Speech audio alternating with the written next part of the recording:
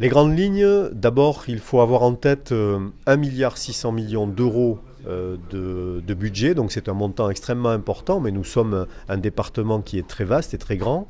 Nous avons quelques objectifs majeurs que nous maintenons. 1 milliard d'euros d'investissement sur la totalité de la mandature, notamment via les collèges, mais aussi d'autres investissements. Un désendettement que nous essayons de continuer pour faire en sorte qu'il ne porte pas sur les générations futures de Girondins.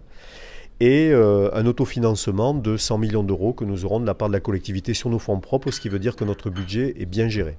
Alors parmi les priorités que nous aurons, il y a bien sûr les collèges, puisque nous avons voté en septembre le plan Collège Ambition 2024, donc 12 collèges à construire d'ici 2024, donc ce sera un investissement lourd. Il y a les infrastructures aussi, puisque nous avons 6000 km de routes et que nous continuons nos investissements sur les routes, à peu près 40 millions d'euros chaque année.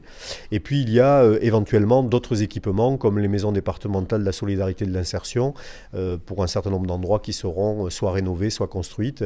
Et puis après, il y a toutes les aides que nous accordons aux communes et aux communautés de communes pour faire en sorte qu'elles puissent elles-mêmes réaliser leurs investissements aussi. Un des sujets de ce département, c'est la consolidation des villes moyennes. Je pense à l'Espar, Pauillac, Coutras, Sainte-Foy, Castillon, La Réole ou Langon.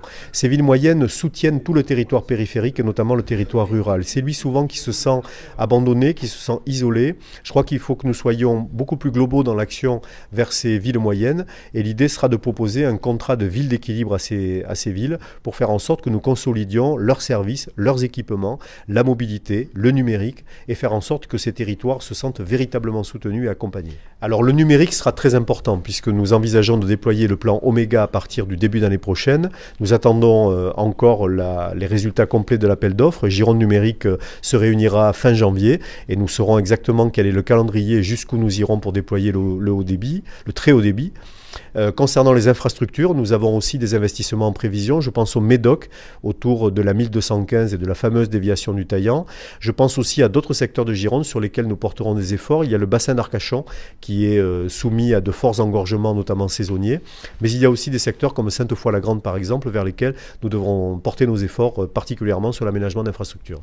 Non, le budget qui est un budget ambitieux, notamment en investissement, avec ce 1,6 milliard d'euros, permettra d'assurer la totalité de nos missions sans augmenter les impôts en matière de foncier bâti. En tout cas, je n'en ai pas l'intention aujourd'hui. Je pense que sur le mois de mars, je proposerai une imposition. En tout cas, le taux du département restera sans augmentation pour l'année 2018.